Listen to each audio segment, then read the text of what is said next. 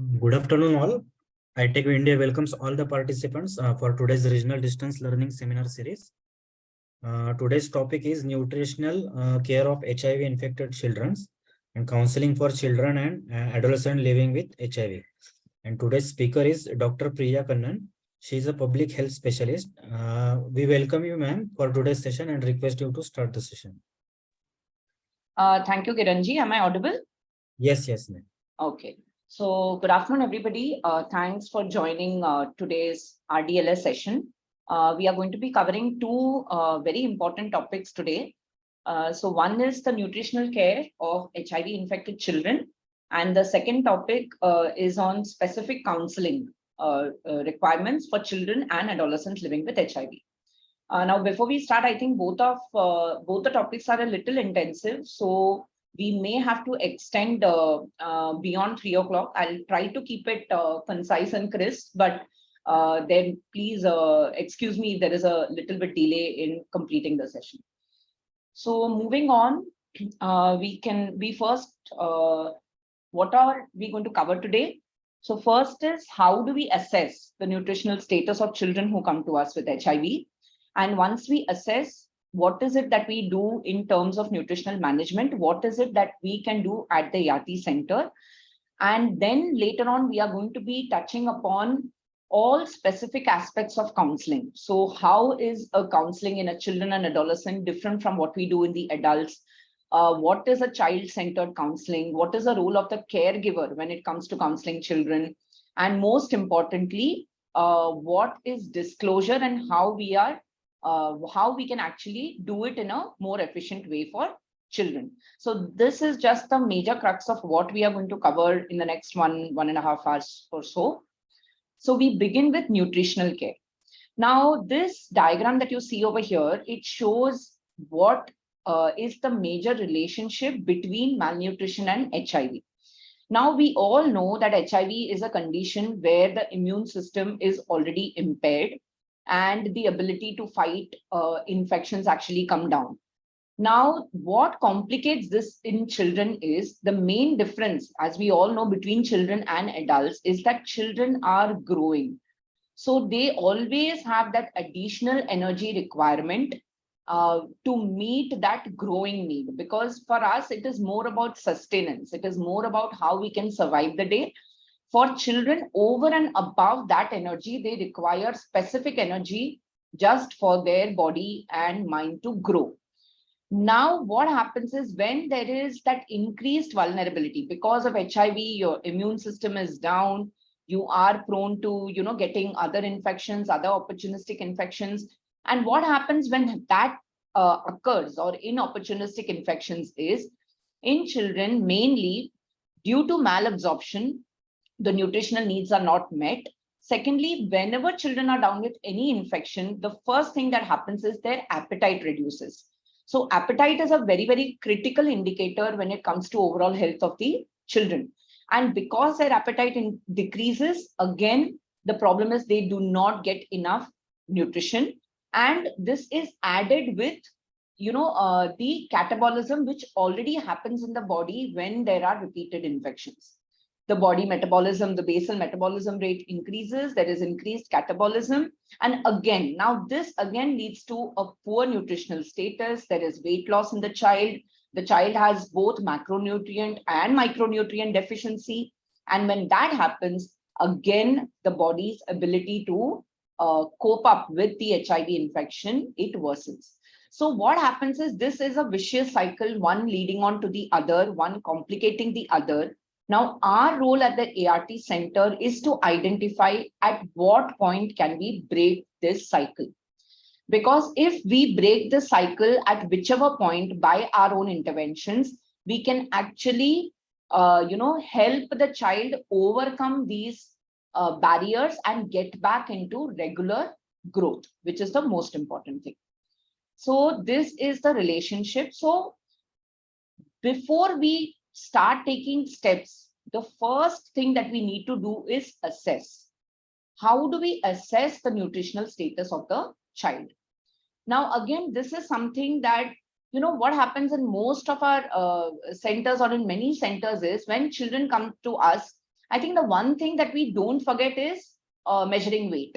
All of us do that. Like we measure the weight of the kid, it is noted in the card and everything else. But what else are we supposed to do? So the first important thing is taking a diet history. Why is this important? Because we know that whenever, okay, for example, the child is malnourished and you want to give some suggestions in the diet. The first thing that you need to know is what does that family regularly consume? We cannot give any impractical solution or something that they don't eat at all. We cannot tell them that, feed your child eggs or chicken if they are a vegetarian family. So the first thing that we need to understand is what is the diet history? What kind of diet does the family have? And accordingly, our interventions or management, the advice will differ. The second important thing is evaluation of the child's growth. Now, like I said, whenever we are measuring child growth, two parameters which are most important in a child is weight and height. Most of the time we end up measuring weight. Height, I mean, again, it is not very consistently measured. And most importantly, we will have to do it at regular intervals. So we will be talking about all the assessment charts later, but yes, measuring height and weight is very, very important. Third thing, like I already discussed, is what are the practices in the family?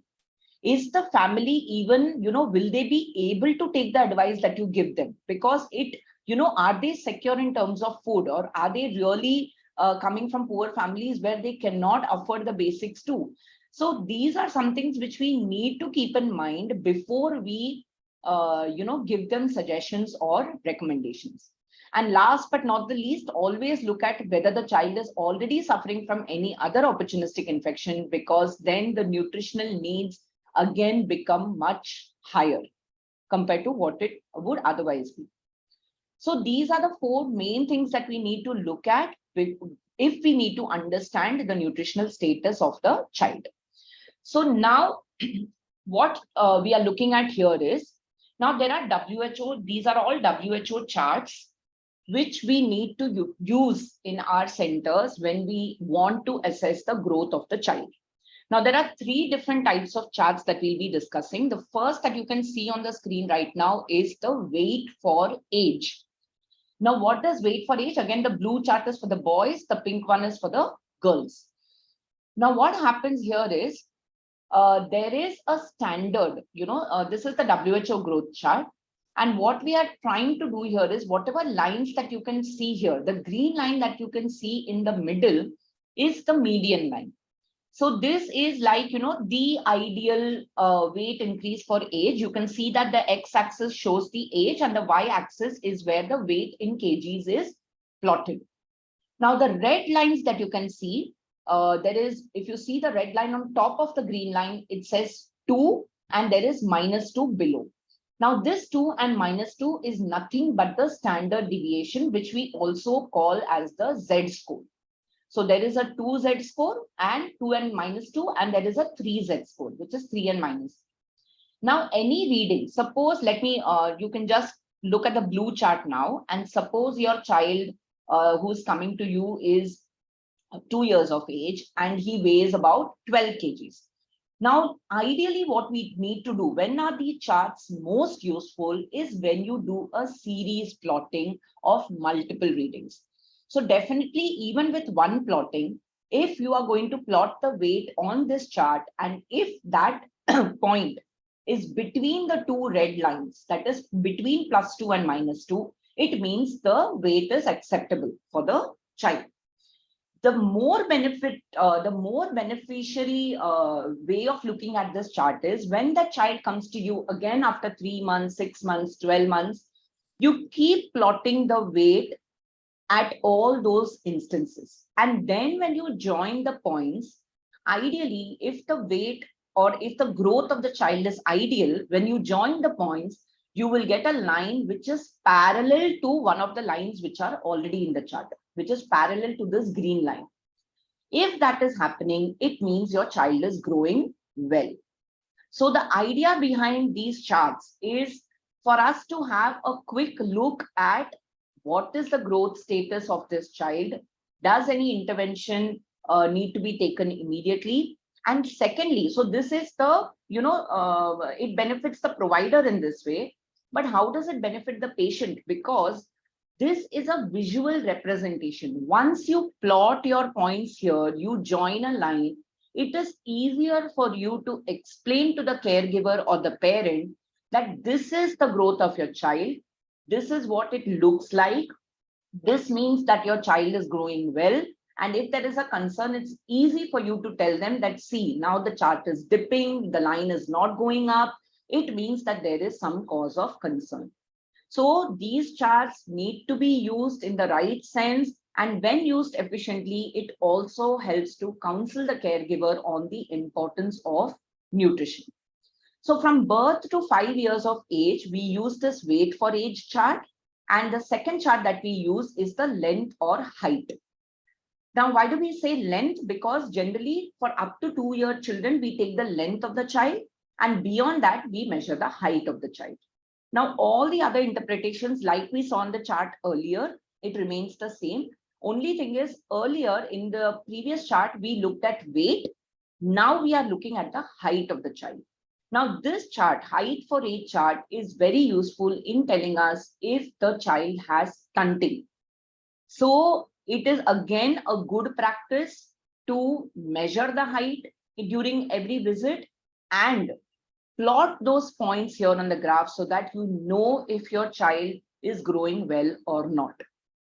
Now, the third chart that we look at is what is called the weight for length or height. So the difference here is, in the first chart, we looked at what the age of the child is and what is the weight for that age. That is what we are comparing. So that is weight for age. The second chart is height for age. For one particular age of the child, what is the height that he or she has and how does it compare with the median level? Now, the best out of these charts, the one that can give you a good information about wasting in the child is this chart, which is the weight for length or height. So here what happens in this chart is, if you can see on the x-axis, the x-axis shows you the height and not the age. So irrespective of the age of the child, suppose the height of the child is 90 centimeters. So what you're going to do is, and if you plot, and suppose your child is weighing around 10 or 12 kgs. So this chart is going to compare your child with any other child who measures 90 centimeters, irrespective of how old he or she is. The interpretations again remain the same. And again here, when you start plotting the graph, ideally it should be parallel to one of these lines, which means the child is growing well. So if we want to look at wasting in the child, the weight for length or weight for height, this chart is what is going to give us the most, closer to accurate information. And if we want to look at stunting of the child, what we will look at is the height for age. So this is about the growth assessment. Now, all these charts are available as annexures in the treatment guidelines, in the technical guidelines, which is available online. So please use these assessment charts. Now, like I told you, it is not only for us to know what is happening to the child, it is for the parents and caregivers themselves to know what is happening to the child. And once we given some, put in some intervention, and when the child does better, the parent can actually see it on this graph also that yes, whatever they have done, it is bearing some fruit. So this was about the growth assessment. And yes, so this is the more simplistic representation of what we need to see when we plot the growth curve. So the first one, the green one, you can see that it is an upward moving curve, and which means that the child is growing well. And we just need to encourage the parents that, continue to do what you are doing. The child is well. In the second blue graph, you can see that the growth curve is flattening. It is not going up, it is flattening, which means that there has to be an immediate clinical assessment to identify what is going wrong. And the third graph is where you can see that the curve is actually dipping, which means that the child is losing weight. And again, this requires some urgent, immediate clinical assessment to identify what is happening in the child. And measures have to be taken immediately for correction. Now, why are we doing this? Like I said, all these assessments, we have seen the growth charts. What does it help us to do? It helps us to put or classify our children into one of these 4 categories. So all these HIV infected children, we have 4 major categories. First is the severe malnutrition. Second is poor weight gain. Third is when the child is growing appropriately. And fourth is the child has a condition which has increased nutritional needs. Now, all that we saw over here. Now, if I want to classify my child as severe malnourished, what are the signs that we need to look at? First is you look at signs of severe visible wasting. Now, what does this mean? So severe visible wasting is, a few examples are where you can see loose folds of skin hanging. It could either be in the upper arm, it could be in the buttocks, it could be on the medial side of the thigh, and especially in the gluteal region, because gluteal region is generally round. But when that flattens and you can see loose folds of skin hanging, then it is a visible sign of wasting.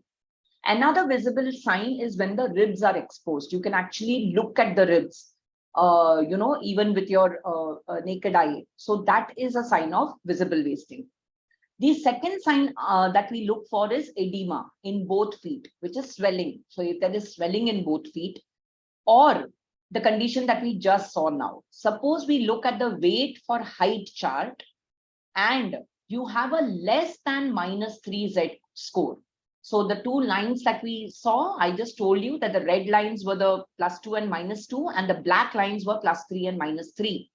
So if you are plotting your the weight for height of the child, and that point is below the -3 black line or the -3 Z score, then it means that your child is severely malnourished. Another assessment factor that you can look at is the mid-upper arm circumference. So this is generally or ideally taken for children who are less than 5 years, though here you can see 5 to 9 and 10 to 14 years. They can be considered, but most effective when you measure it for children less than 5 years. So if you measure the mid-upper arm circumference and that is less than 11.5 centimeters, then it means that the child is severely malnourished. So for severe malnutrition, any one of these signs, any one or more of these signs, if it is present in your child, it means that the child is severely malnourished. The second classification that you see is of poor weight gain. Now here, there is either some reported weight loss, that is the parents or the caregiver come and tell you that my child has lost weight, compared to maybe last month or the last visit or whatever. And second is when the weight for age is less than -3. So the difference here is in severe malnutrition, we look at the weight for height. And if that is less than -3, we label it as severe malnutrition. When we look at the weight for age chart, and in that, if the score is less than -3 or less than -2, so anything less than -2, then, or if there is a confirmed weight loss since the last visit, then it means that the child has poor weight gain. The third criteria is when the child is gaining weight. So which means that the weight for age is more than, or it is above the -2 Z score. Like I said, it falls between the -2 and +2. Then it means that the child is growing appropriately. And the last is when, suppose your child is also, apart from HIV, is also suffering from some long-term illness like a chronic condition like TB or diarrhea or any other opportunistic infection, it means that the child is in a condition where he or she needs more nutrition, has increased nutritional needs. So whenever a child comes to you, when we are doing the routine assessment, when you are doing your anthropometry, the idea of doing this complete assessment is to put your child in one of these classifications, because accordingly our management will differ and what we need to do or the next steps of action will also be different. So that is the reason we emphasize again and again to use the growth charts, because it is a very simple and very representative way to tell you under what category your child falls in. So again, now this table, this is something that you don't need to remember. The idea behind giving this table is, now just let's look at what this table shows. It actually shows us the total energy needs of the HIV infected child. So the first column, where you can see the daily energy needs of HIV uninfected children, the difference over here is when the child is HIV infected, automatically they require 10% additional energy from an HIV uninfected child. So this is something that we all need to remember, because this goes as a part of our counseling message to the caregiver, that even, for example, you see the first row for a 6 to 11-month-old child. If the child is HIV uninfected, the child needs 690 kilocalories per kg per day, kilocalories per day. But when the child is HIV infected, the child requires an additional 10% of energy. And when the child has poor weight gain, like we just classified, or any other symptoms, the additional energy requirement goes up to 20%. And when the child is severely malnourished, the energy requirement is almost double. It is 50 to 100%. So now I think we all can appreciate the importance of classifying the child as per the nutritional status, because as per that classification, the additional energy requirement of the child is also going to increase, and that information has to be shared with the caregiver. So we know now that, okay, we have classified our child. We know that the child is either having poor weight gain, or is severely malnourished, or is growing well. Why did we do this? We did it so that now we can appropriately manage the child. So whenever, when do we start with management? So like I said, like we already discussed, when the child is showing signs of visible wasting, there is bilateral edema, there is impaired growth below the 2Z score, we have to evaluate also for other things like anemia, because the child can also be having some other nutrient deficiency. We have to investigate the child for any other opportunistic infections. Look at if there are any drug side effects that of ART that the child has been started on. Is there any adherence issue, or is there treatment failure or iris? So these are things that the child has to be evaluated for before we go on with further management. So now again, here we talked about the additional energy requirements, right? Where we said that if the child is asymptomatic, but the child is HIV infected, the child needs 10% additional energy. If the child has poor weight gain or increased nutritional needs, the child needs 20 to 30% additional energy. And if the child is severely malnourished, the child needs 50 to 100% additional energy. Now, what is the use of us having this information? The first thing is, if we want to break it down, now here, there will be a series of slides where, now on this slide, you can only see the criteria 6 to 11 months. So there are similar kind of advice given for other age groups. Now, I'll not be going into each slide in detail. We can just get the idea of what we are trying to convey here by taking this example. So for a 6 to 11-month-old child, an HIV infected child actually requires 60 to 70 kilocalories a day. And if they have poor weight gain, they require about 120 to 150 kilocalories a day. Now, what is it that you can do from the center? Now, it doesn't mean that every center is equipped with a nutritionist who can break down calories or tell you that, you know, this food has so many calories, so you have this and have that. Though there are many centers where a nutritionist is present and they can guide you with this, but in majority of the centers where you don't have the dietitian or nutritionist support, what can we do? So the idea over here is giving this extra energy to the child is not very difficult. it is something that the caregiver or the parent can do it routinely at home without any major additional burden. So in the first column, like you can see, if I have to give 60 to 70 kilocalories extra to the child, the simplest way of doing this is add about 2 teaspoons of oil and 1 teaspoon of sugar in whatever the child is already eating. It could be porridge, it could be some mashed food, it could be anything. So the idea is wherever you can, a simple solution as this can give you that energy, additional energy requirement for the child.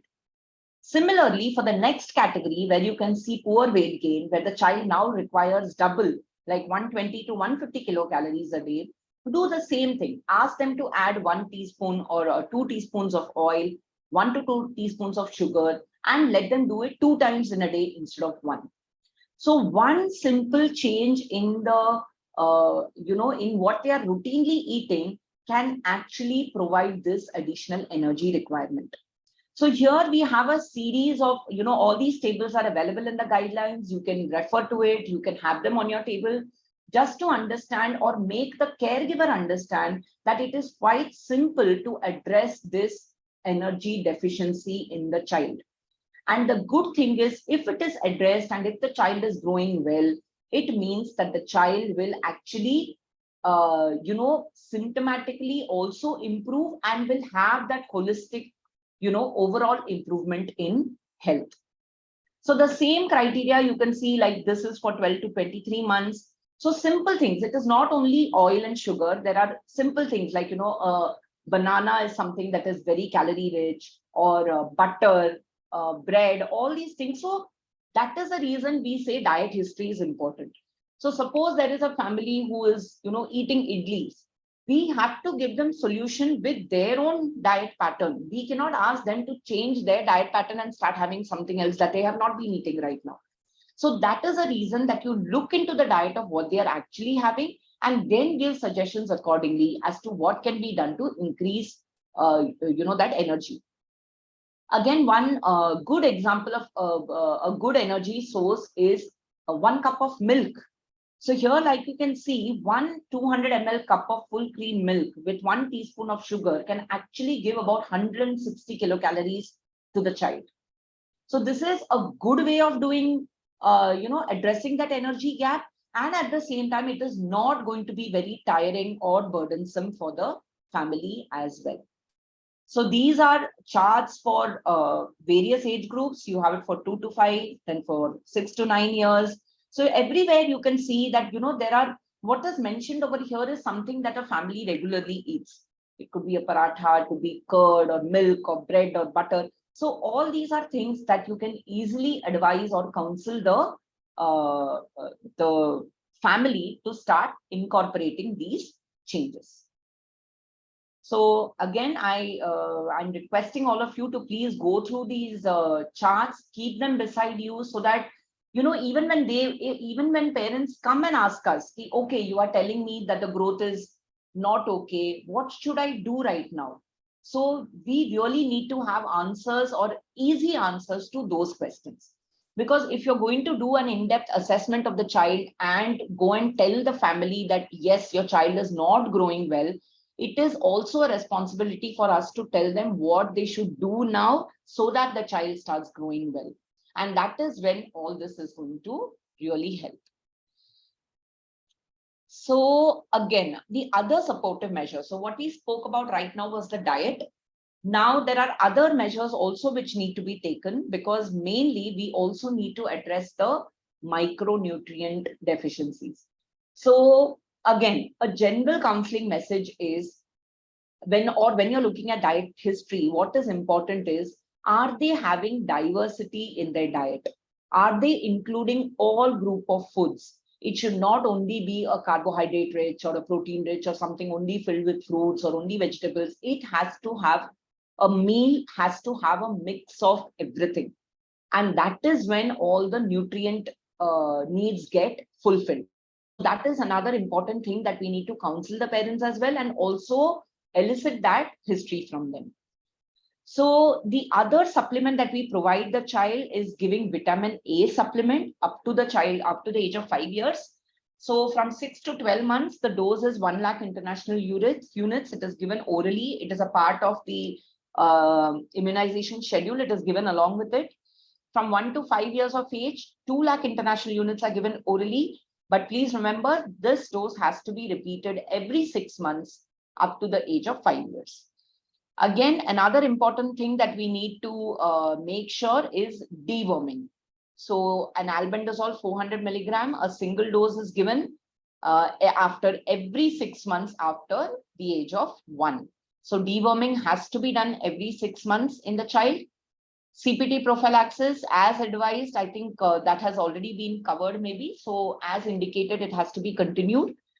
Now, one more important thing is when the child gives a recent history of diarrhea, we also add zinc, which is given for 2 weeks. And last but not the least, let them have a regular lifestyle. So please let us not, now just because we are talking about nutrition, it doesn't mean that we burden the child or the caregiver or, make it too overwhelming for them that, oh my God, this is the nutrition required, this is what I have to give. And it's not about that. It is also about having overall good quality of life. And for the child, it means lot of play. They should be playing well, they should be moving around, they should be doing all age appropriate activities as per their age. So everything is just not about eating. It is also about how healthily the child is spending that energy as well. And yes, most important, no immunization. The child has to be immunized as per the routine schedule. So these are the supportive measures that we advise in the child.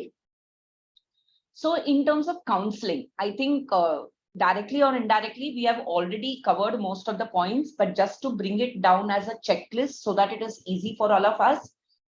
First thing that comes as a part of counseling is explain to the parents or the caregiver why your child requires that additional food or why your child requires that additional energy. If they are not convinced with this reason, whatever you give them as your advice, that will not be actually implemented.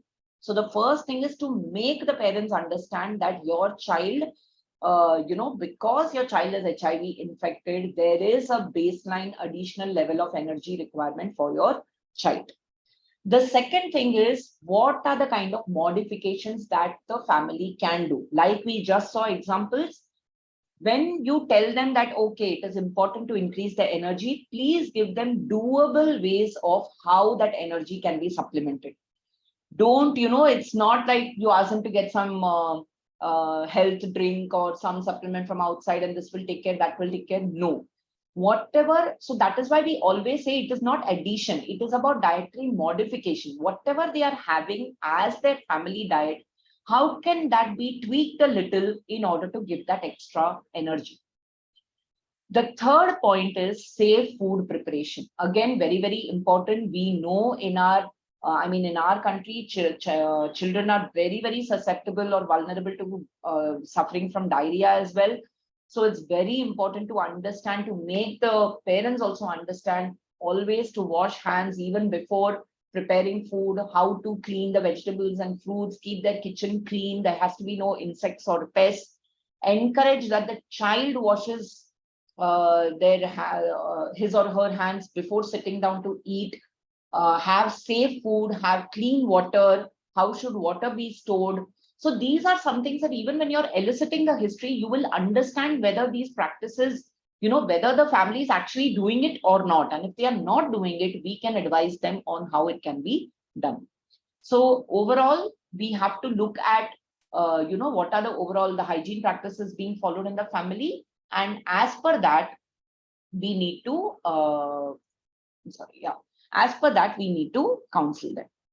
So these are, again, this is annexure 17 in the technical document.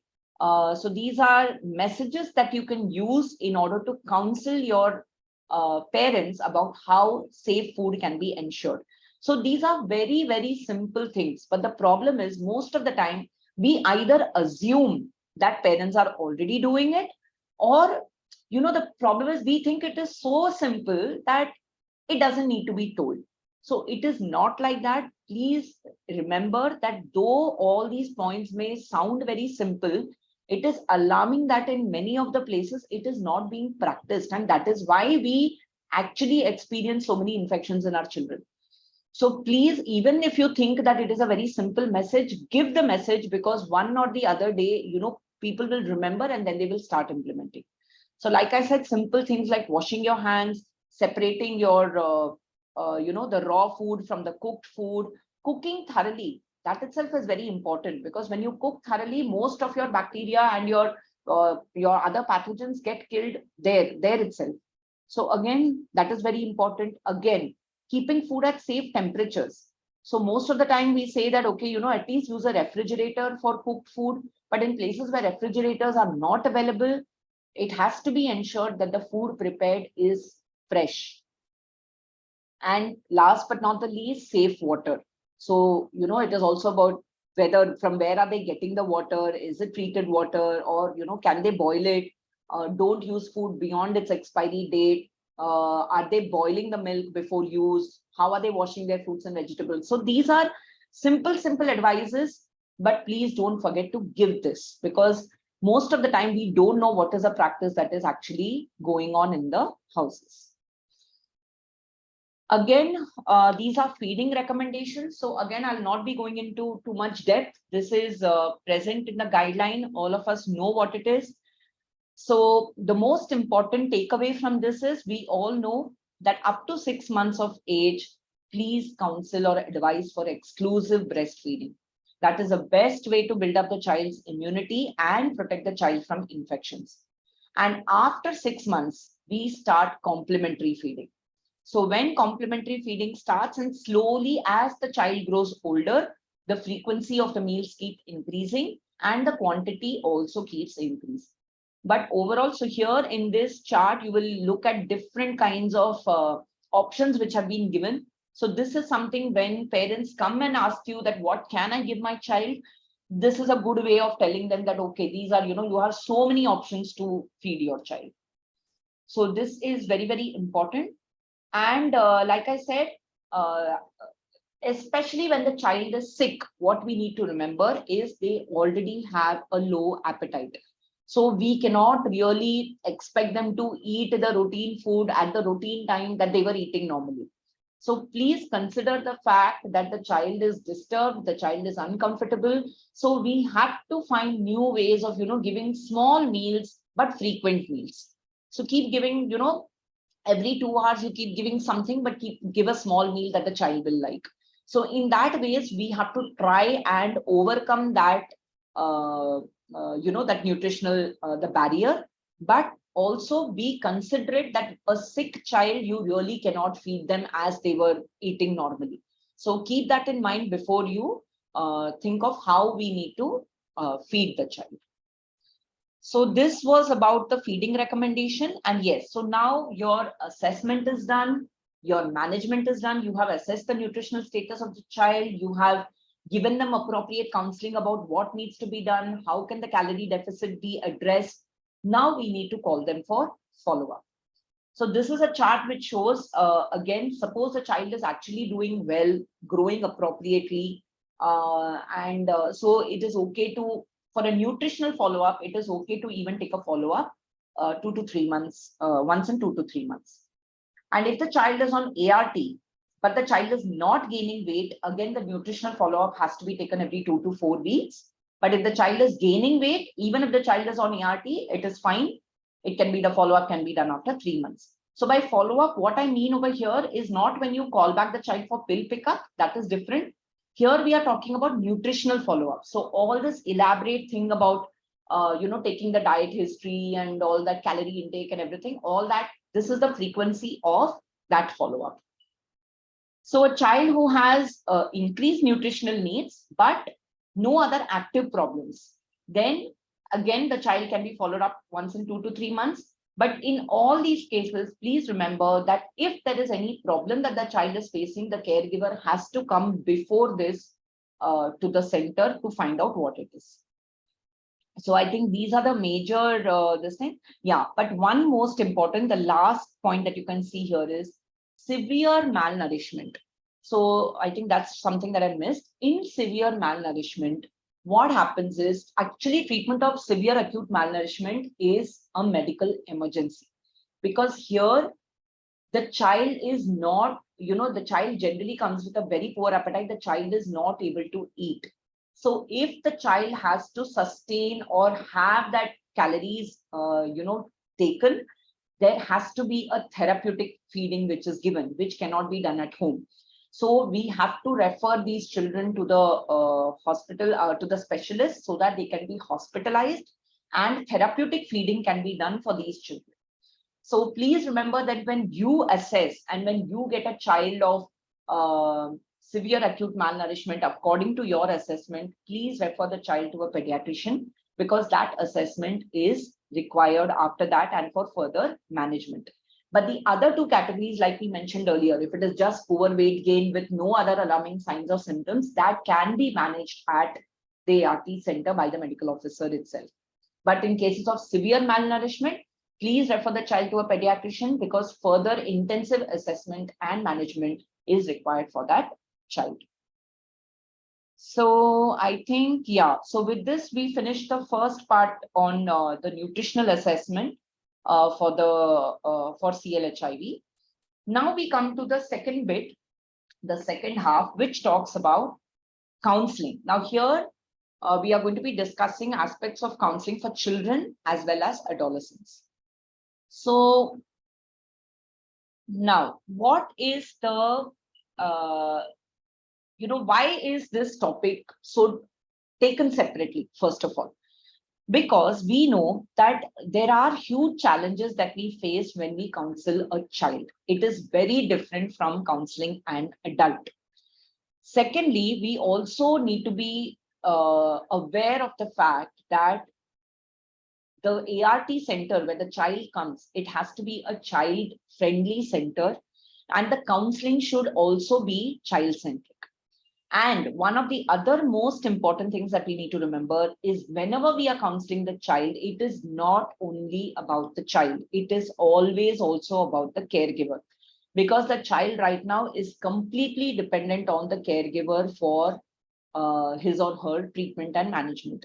So that is another, so caregiver again becomes a very, very important part of our child-centered counseling.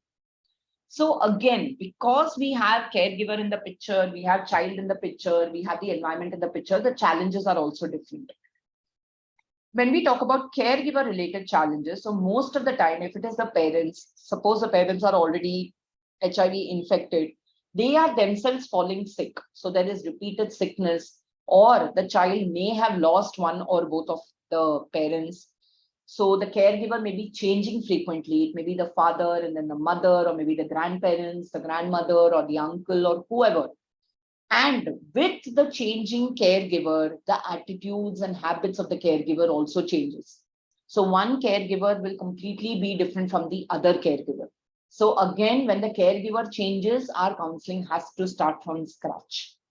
So these are the caregiver related challenges. When we talk about child related challenges, like I already said, the child is completely dependent on the adult for the treatment. And children, all of us know, I don't think I need to emphasize this anymore, but children are children. So there is a limit on how much they can understand and how long they can sit and listen to you. And most importantly, they will not be able to tell you how they feel. That is the major difference in the adult and the child. Because an adult can come and tell you that, okay, this is what I believe in. I believe I'm okay. I don't want to take the treatment anymore. I am tired of the treatment. The child is not going to come and tell you all that. So that is where the role of our staff comes into the picture, where we have to find out other ways to understand what the child is going through. And that is the most important child-related challenge that we are going to face. And next, again, like we just discussed, the poor physical growth of the child. So if there are delayed milestones and the growth is not okay, it just, again, your vicious cycle is back. the progress is becoming slow, the growth is going to become slow, it is going to have an impact on ART adherence, and again, it is back to square one. And also, as the child grows older, his or her understanding is going to change, their level of maturity is going to change. So you cannot talk to a 4-year-old child like you talk to a 9-year-old child. So our counseling techniques, our language, our way of talking should also be age appropriate. So these are the child related challenges. And then comes the environment or the home environment, where, like I said, because multiple people in the family are already sick, they may have that financial burden.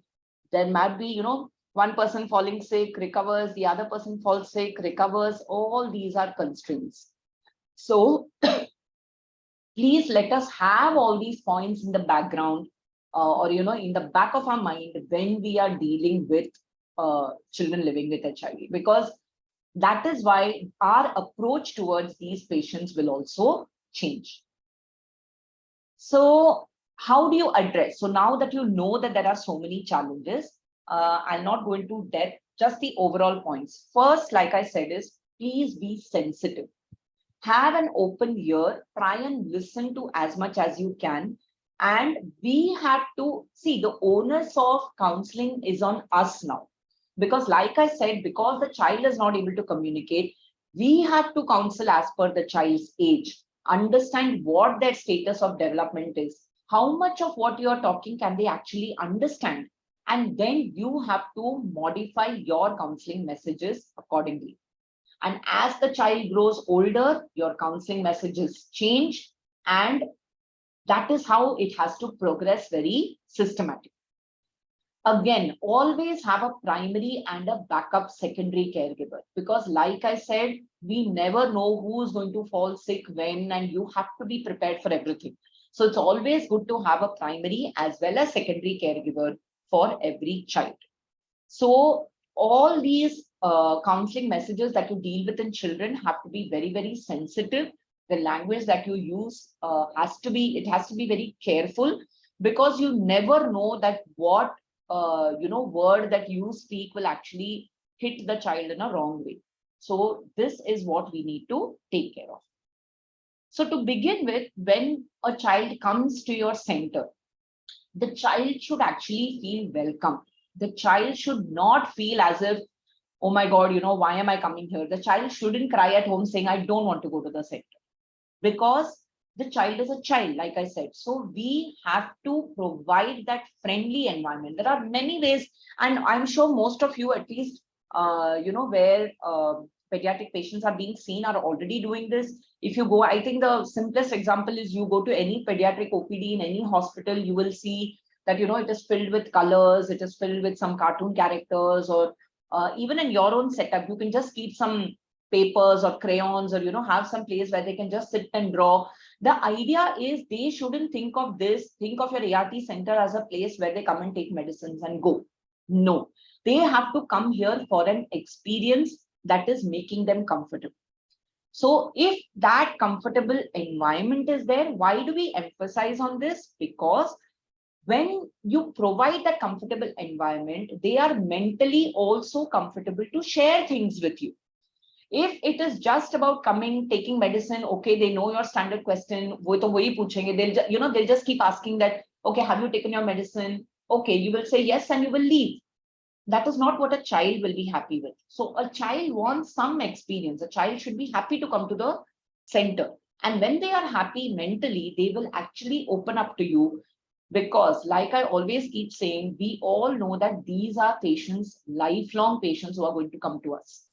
So these are not patients who, after the end of 1 week, their antibiotic course is over and they are going to go back. No, they are going to come to. So you will see the child growing from a 4-year-old to a 10-year-old to a 14-year-old. Then they are going to come to you with adolescent issues. That entire, through their lifespan, the child is going to come back to you. So it is very important that you build up that rapport, and that rapport building will start when the environment is good. So that is how we need to, try and create that environment. So again, it doesn't mean that it has to be a very expensive affair. It does not have to be a luxury room. It is just simple things like, you have a separate room for counseling your children. You have small chairs. Like I said, you can just keep random paper, some crayons, some storybooks, or any toys, maybe puzzles, some wooden toys, anything. Or, and whatever drawings they make, you can display that on your walls. Your walls will look beautiful. The children will feel happy that their work is being appreciated. So all this is something that will make the child look forward to come to the center. So these are just a few ideas. Now we come to the counseling aspect. So, okay, the environment is good. You have a nice counseling room. The child is happy. What do you counsel? What do you actually need to start doing? First and foremost, like in adults, there has to be a rapport. Again, very different rapport creation between adults, and rapport creation with a child is going to be very, very different. So always put the child's needs first. Understand what put yourself in that child's shoes and understand what he or she may need. So that is what is important. And if the child has, every child comes with good potential. They are capable of doing something. Every child is good at something. Identify those potentials, because that will motivate them. If, like, for example, a child can maybe sing well, a child can dance well, a child is very obedient, a child is very silent, anything that it is, start appreciating the child. And that is a quick way of establishing rapport with any child. If you say good things about them, they will like to hear good things about themselves, right? And that is how you can build that rapport. Always respect the child's emotions. So please, it's always good not to shout at the child, not to try and control the child. If the child is crying, you say, no, no, no. If you cry, this will happen, that will happen. They will scold, I will scold. No. Let the child express what the child wants to express. We have to be all ears for the child. So let us give the child that emotional space also. It is not just a physical space for counseling. Let us give the child that emotional space to express what the child wants. Whether you understand it or not is different. Today, you may not understand it, but tomorrow that child will know that, okay, this is a place where even if I express what I'm going through, I'm not going to be judged. I'm not going to be shouted at. So the child will actually open up beautifully. So always involve the child and the child's caregiver in the counseling. So it has to be a blend of both. The caregiver, again, like I'm emphasizing again and again, forms the crux of this entire thing, because without the caregiver, the child is actually will not be able to do anything. So in the essential skills, again, I think rapport building, we have already discussed a lot about this. So I think it's pretty self-explanatory. Second thing, like I said, is listening. Now, listening doesn't mean only with your ears, what the child says. Listening also means observing the child, because many a time the child is not verbal. Like I told you, the child will not be able to tell you, the child will not speak. But the way the child walks into the room, the way the child sits, the way the child is just looking here and there, not interested in what you're saying, or the way the child is crying, or anything, maybe the child is fidgeting with their fingers, doesn't know what to do, is moving around here and there. All these will give you clues about whether things are right or whether things are wrong. So when you are listening, please listen, observe, look at the child, give your 100% attention to the child. Let us not look into the mobile phones or address, or start writing something in the white card or in the green book when we are talking to the child. No, the child has to understand that your 100% attention is with him or her. And whenever the child opens up or about something, and if you want to help the child, always try to use a story. Never give them direct instructions, because they really cannot process that. So please try to be a little more creative. If they are coming to you with a problem, please choose non-specific characters. It could be a lion, a tiger, any animal or anything, but create a story out of that, which will, the way you tell the story, the child will understand that, okay, this is what is going through me also, and this is how I can get a solution to this problem. So all these experiences of the child you can get only by giving 100% attention. So please be supportive, but don't argue. And always, like I said, try to get what the child is actually feeling, and only then we will be able to give appropriate solutions to what the child is going through. Recognizing and acknowledging emotions, like I just said, whatever emotions the child comes with, let it be. We have to learn to be very, very patient with children. So let us not impose anything. Let us not shout at them. Let the children feel comfortable. And if they have to feel comfortable, they have to be able to express what they are feeling. If that is done, the child is, the child will have that satisfaction that the child is being understood. So it is very, very important. Very, this is easier said than done, but it is one of the primary responsibilities when we are dealing with children. Again, be non-judgmental. Do not criticize them. Do not blame them. Whatever be the behavior, give that space to the child. And ultimately, the idea of doing all this is we want to make the child independent. We want to make the child take good decisions, in the future. And for that, we are building the strong foundation right now. So all this, like I said, all these counseling skills that we taught, that we just spoke about, indirectly, we are trying to make the child more independent about controlling his or her feelings, about expressing, about communicating, about taking decisions, about everything. And I think this is the last one, which is about questioning and paraphrasing. So whenever a child will always come with a lot of questions. So they will also come with questions, and we also need to know how to ask questions to the child. So when they come to you with questions, again, please give only so much information that that age child will understand and comprehend. It doesn't mean, so when a child comes and asks you what happened to me, or why am I taking this medicine, we don't need to start with, oh, this is human immunodeficiency virus and you have HIV. No, look at the age of the child and understand what that, if it is a 4-year-old, if it is a 5-year-old, how much is the child going to understand? How much information does the child actually need? Give only that much. But most importantly, the information that you give should always be true. You cannot lie to the child. You don't need to give any false information. Be truthful and honest. But yes, there is always an amount of information that you can restrict. Secondly, if you want to ask something to the child, never ask them direct, close-ended questions. Acha, did you have rice today? Did you have chapati today? They will say yes. Anything that you ask them, they will say yes. But if you ask them, Acha, what did you eat yesterday? Then they will think and tell you the answer. So that is the difference between open-ended and closed-ended. So always have open-ended questions. And remember, when you ask a question to, for example, a 5-year-old or a 6-year-old child, the child may actually have lots of things to tell you. So please do not cut them in between. Let them say what they want to say. Let them complete what they wanted to complete. So in that way, we also directly or indirectly will get a lot of information. And what do you mean by paraphrasing that we are talking about here?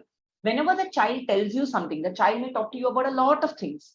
In the end, you summarize whatever the child has said in very simple and understandable language and tell that back.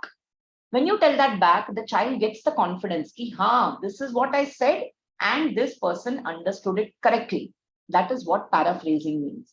So paraphrasing means whatever the child has said, you are paraphrasing it. You are rewording it in a different way to make sure that you have understood it correctly and to give confidence to the child that you have understood it correctly.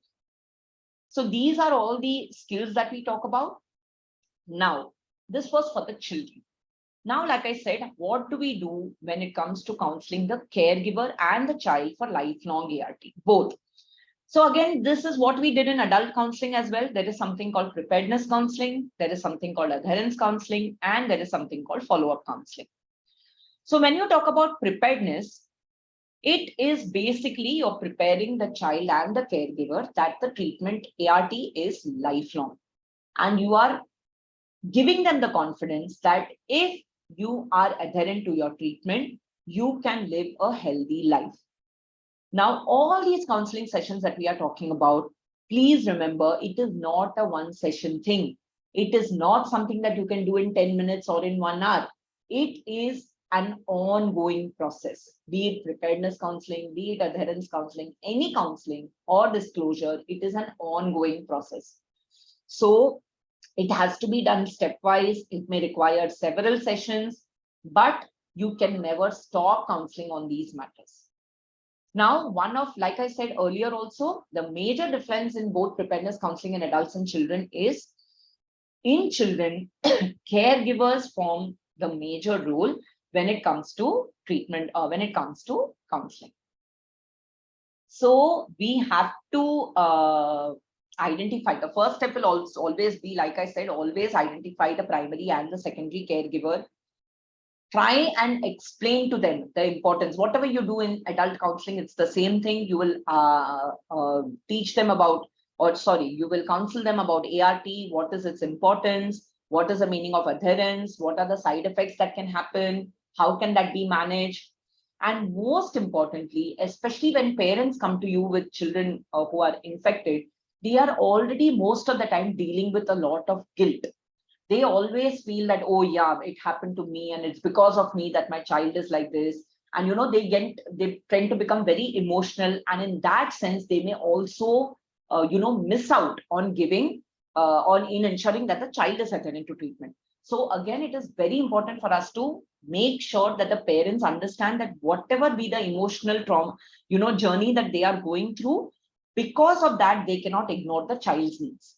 So it is very, very important that they learn to balance this and understand that at no point of time the child's needs should be compromised. So it is the entire family who comes into the picture. And also the last important thing is, how do you sensitize them about disclosure? Again, disclosure we'll be discussing in the few slides. And these are the same 5 A's that we talk about in preparedness counseling. So the first is you assess. You assess what is the existing knowledge of the caregiver. Does the caregiver know about HIV? So it could so happen that the caregiver already knows everything and you're just wasting your time doing, repeating everything. So whenever they come to you, first you try and understand, give open questions, open-ended questions, and try and understand how much they know. So the work becomes easier for you because now you need to address only those bits that they don't know. So that is one. Assist. The second assist is when you are assisting them, helping them in order to make an adherence plan. How do we ensure that the child remains adherent to treatment? Third is advise. Advise them on how they should not miss a single dose. Advise them on how they should regularly come to ART centers for their follow-up visit and not miss a visit. The fourth step is arrange. Arrange for any kind of investigations that they may require, arrange for any kind of referral that they may require. And finally is agreement. Agree that whatever plan you are giving them, the child, the caregiver, and the counselor, you all have to completely agree for that kind of treatment plan to be implemented. So again, when it comes to children, be very, very specific to the caregiver. Don't assume that they know everything. You should be as simple as, right from what medicines are they going to take. It's always good to demonstrate. See, this is the tablet. This is the syrup. This is the color of the tablet. This is, what you need to have. And also give instructions. Like suppose the child is taking a tablet and then vomits it out immediately. So if the vomit happens, if it is within 30 minutes of taking the tablet, you have to repeat the dose. So these are things that you need to explain to the caregiver. The second is when. When should you give the drug? So is it after food? Is it before food? At what time? How will you ensure that the time is kept? What kind of alarm will you keep? Keep an alarm 15 to 20 minutes before the actual time of the medicine. So these are the messages that you will give. Thirdly, how is the medicine going to be taken? So like I said, either, is it in the syrup form? Is it in the tablet form? How much of it are they going to take? So that is about how. And who. Very, very important. Please identify who is going to give the medicine to the child. There has to be no confusion. And it should not happen that one day the mother is giving, the second day that the father is giving, the third day the older sister is giving. Because what happens then is you tend to forget. Sometimes it also happens that the mother gives, the child doesn't know who has given. The same day the father also comes and gives the drug and it could be an overdose. So please, these are things that have happened. So let us be very, very careful. Let us assume that the caregiver doesn't know anything, and we have to explain them the basics of how the child needs to take the medicine. So also, I think there are basic counseling messages that you need to give about side effects also, on how the side effects, there are many side effects, simple side effects which can be managed at home itself, and how and when they need to come back to the ART center when there is an issue.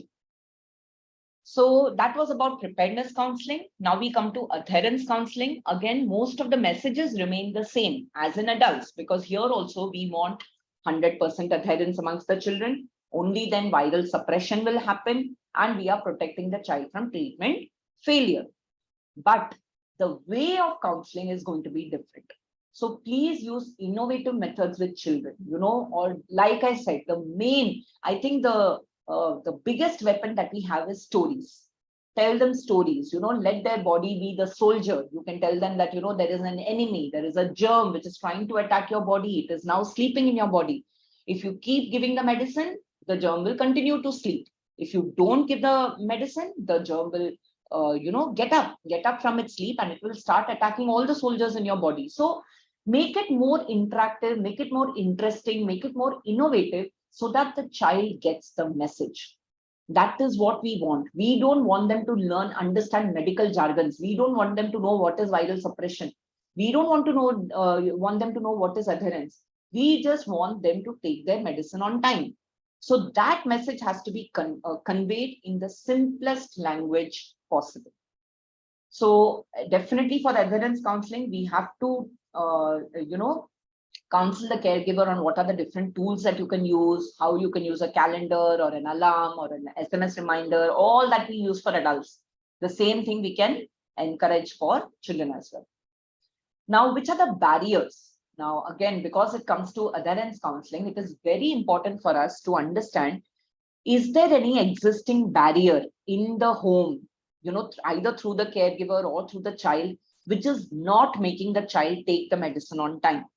So there are many child-related factors, because first thing, most simplest is the child is dependent on the adult. If the adult doesn't give the drug, the child cannot take the drug. Secondly, as the child grows older, the child may start saying, I don't like the taste of the syrup, I don't want to have it. He may just have it in the mouth, and when the parent is not seeing it, the child may turn to the other side or just go spit it out and come. You will not even know. So these are things that you need to sensitize the caregiver about. So these are, some of the child-related factors. So there could be other infections. Maybe the child is already on some other medicine. So the child is already in fatigue. The child says, I don't want to take any more medicines.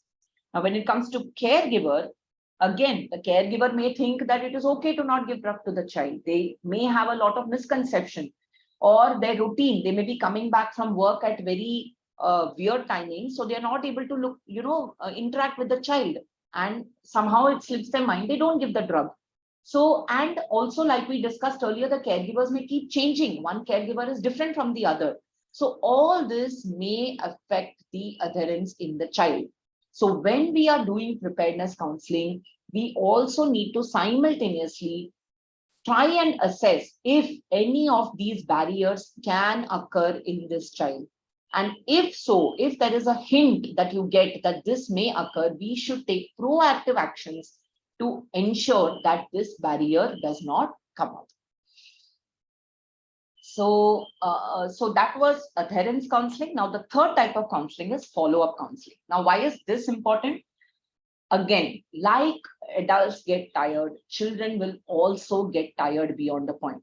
They may be tired of taking medicines. They will come and ask you repeated questions. They will say, my friends are not asking they are not taking medicines. Why are you making me eat?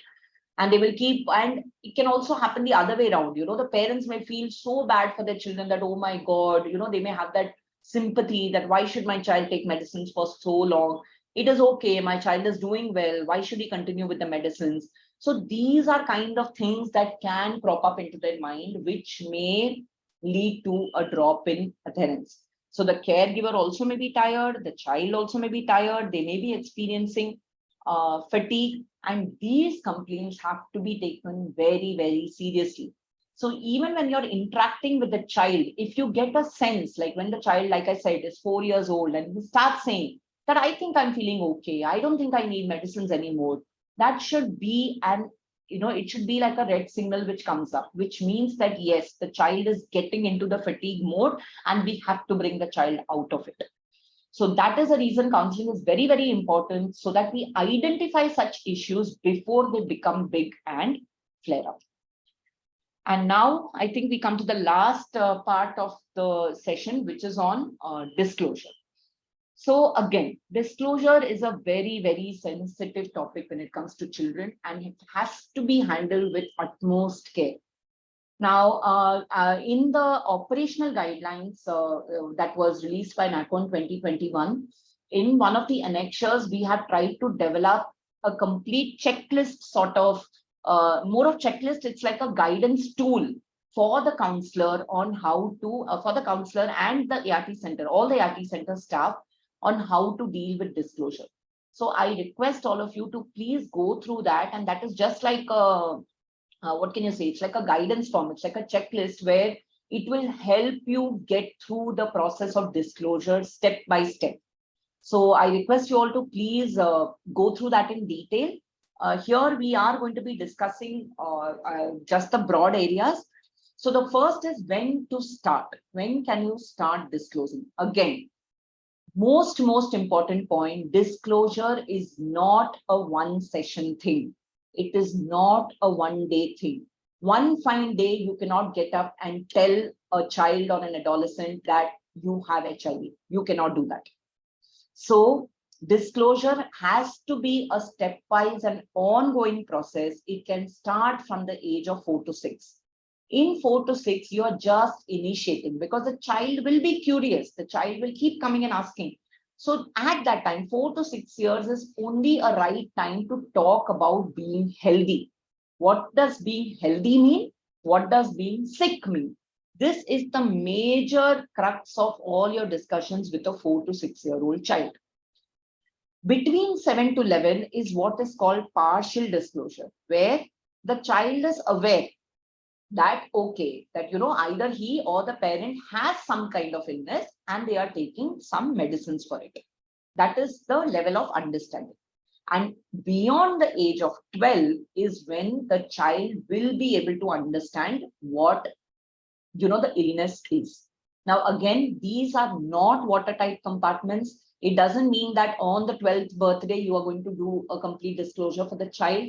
It is a case-to-case basis. Each child will be ready at a different time. So please be considerate and sensitive about the emotional journey that the child is going through.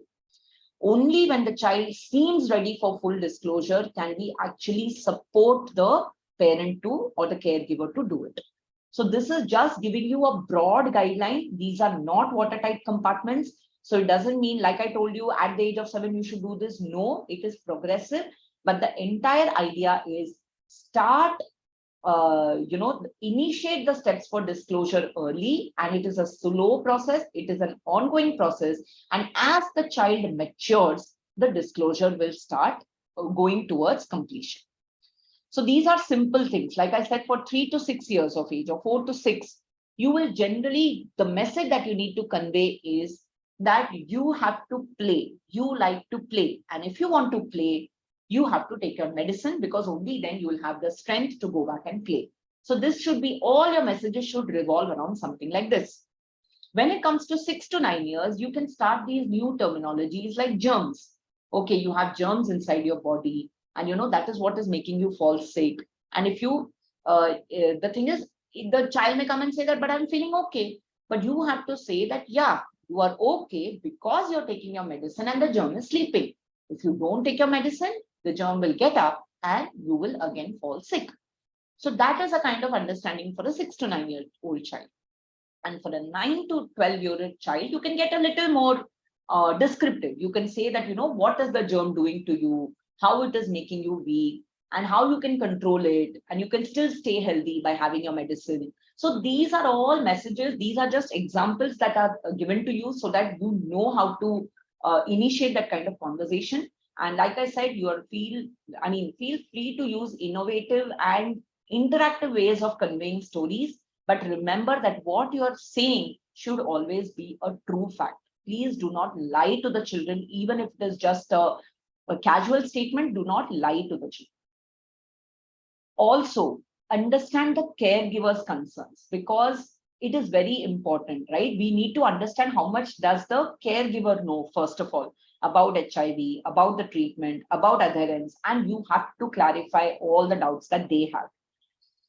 Also, some parents or caregivers may think, why should I disclose? Let the child, just continue to take medicines. What is the harm?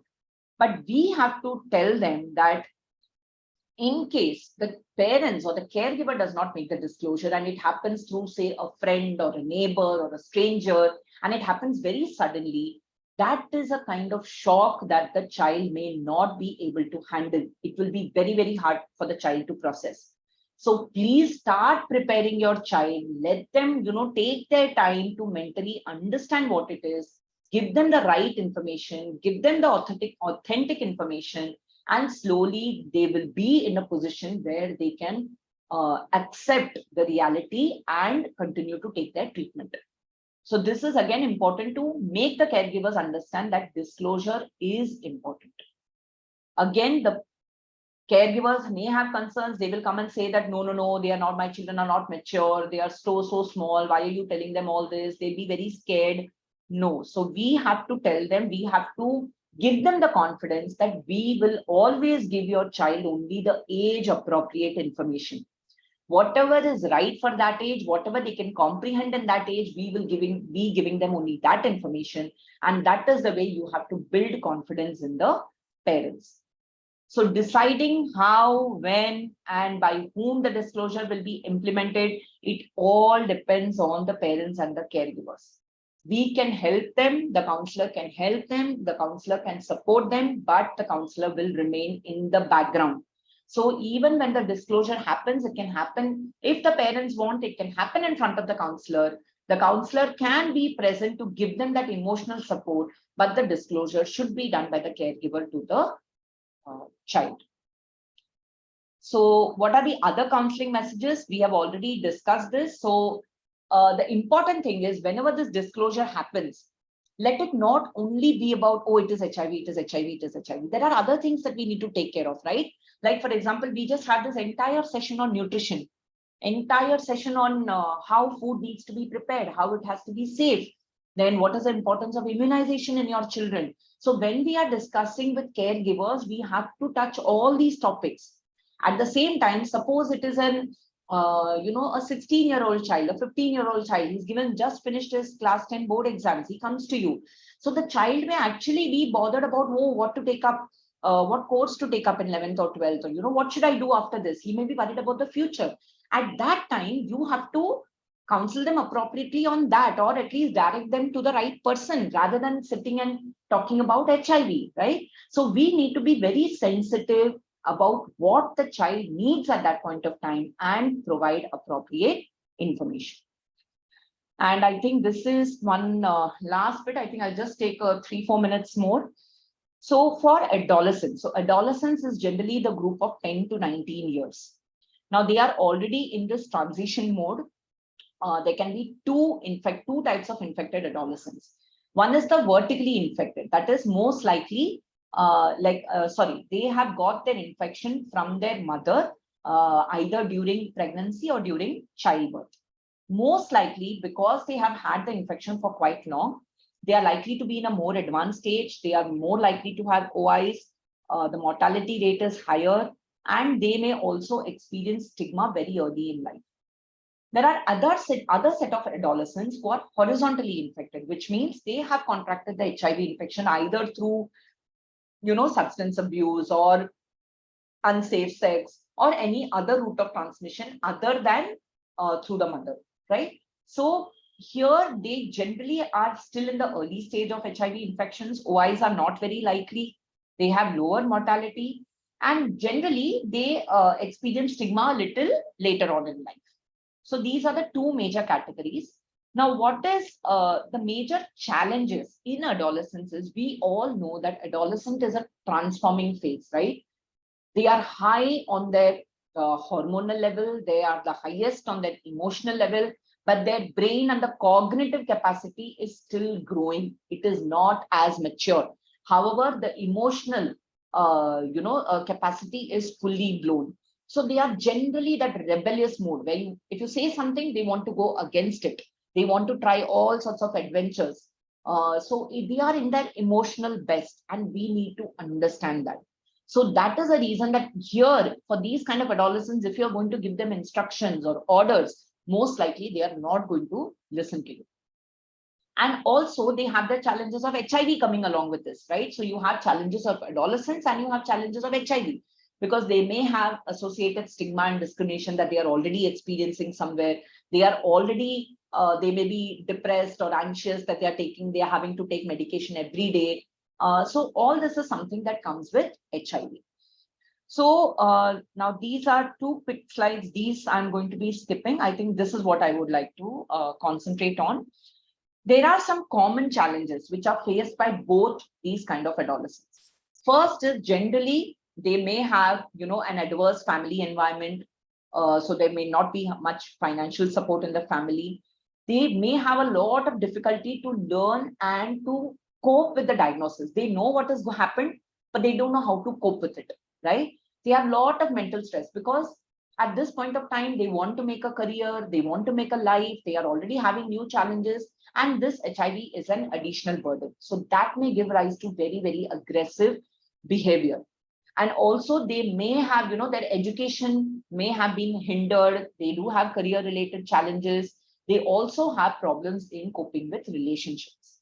So when all these come here, I mean, again, now this is the background that we need to have when we are dealing with adolescents. Please remember that they may have 1,000 things that is already going on in their life, and we have to be very sensitive in terms of how we are going to bring our HIV counseling messages into that emotional space of theirs. So when it comes to counseling, please remember there are 3 major areas that we need to counsel them about. First is definitely the care and treatment, which we have already done. It is everything about HIV, about ART, about treatment adherence, nutrition, safe sex practices, everything. When it comes to sex and HIV, now this has to be one core area that we counsel adolescents on, because they are growing up, their behavior is changing, they are starting to have relationships, and we need to ensure that they have safe relationships. Again, there are a lot of unwanted pregnancies which may come up in this age, which we call teen pregnancies. So we have to give them appropriate counseling messages so that they don't land into that trap. And the third important area is life skills. Like I said, they are trying to build their future. They are trying to build a career. So they also require counseling on how to make decisions, how to prepare for the future, the communication skills, and all of that. So this has to be a holistic and comprehensive kind of approach that we have for the adolescents. And we cannot just isolate HIV and ART from this entire sphere. So when communicating, please, these are the do's and don'ts. If you don't know something, if they ask you a question and you don't know, please say, I don't know. Don't give them inaccurate or wrong information just to scare them. So, just because you cannot, you can just give them some random thing that if you get AIDS, you will die, or, some wrong information. Please don't do that, because you think that if you scare them, they are going to be okay. No. Like I told you, if you're going to scare them, they are going to be more adventurous and try to do the same thing. And never threaten them to break the confidentiality. Don't tell them that, yeah, if you don't listen to me, I am going to tell this to so-and-so. No. So please be very, very professional. Give very technically correct messages. Use words that they can understand. Always use pictures. You have flip charts in your centers. Use that to communicate what you want to say. If you are not getting the right words, use those pictures so that they understand. Always treat them with respect. Do not judge them. Do not criminalize them. Do not tell them that, yeah, you deserve this or you did something wrong and that is why you have this. Don't do that. And also don't say, don't give things like you are too young. You don't know. I am more experienced. I know. Please do not do that. So never talk them down, never blame them, never be angry. Please treat them with respect, and only then you can expect them to actually implement all the counseling advices that you are giving them.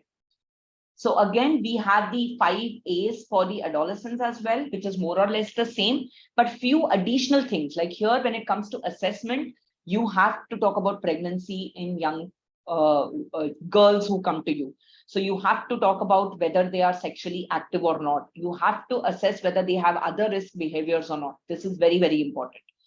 When it comes to advice, please use, give them correct advice on how to have safe sex, what is condom use, give them advice about contraception, how they need to disclose their HIV status. So all this is specific adolescent related advice that you need to give them. Also about the treatment plan, I think we have already discussed this. And when the other specific thing is how can they agree? They should be in a position where they agree to the treatment and support that is given to them.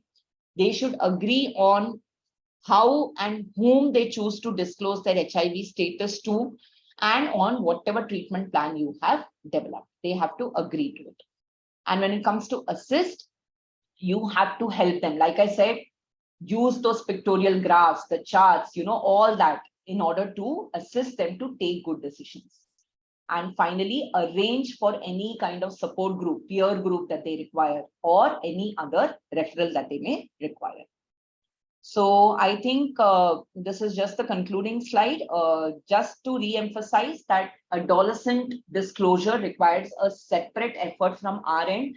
We have to be very sensitive to what they are actually going through mentally and emotionally, and then take the right call on how and what kind of messages counseling messages we give them.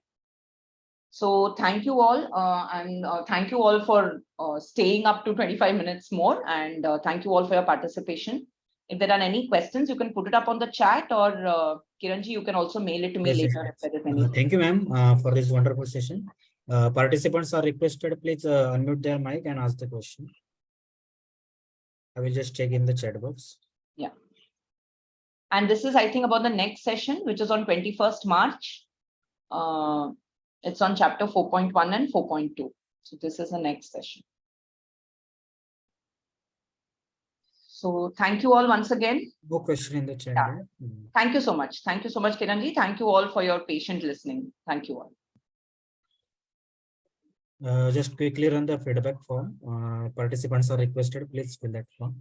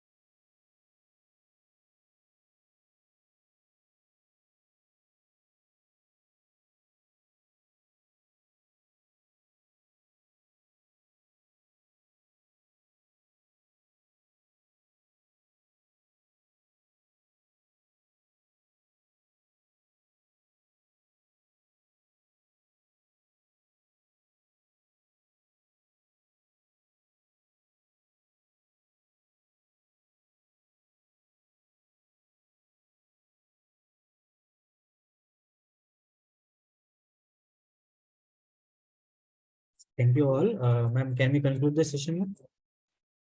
Yes, Kiran. Thank you so much.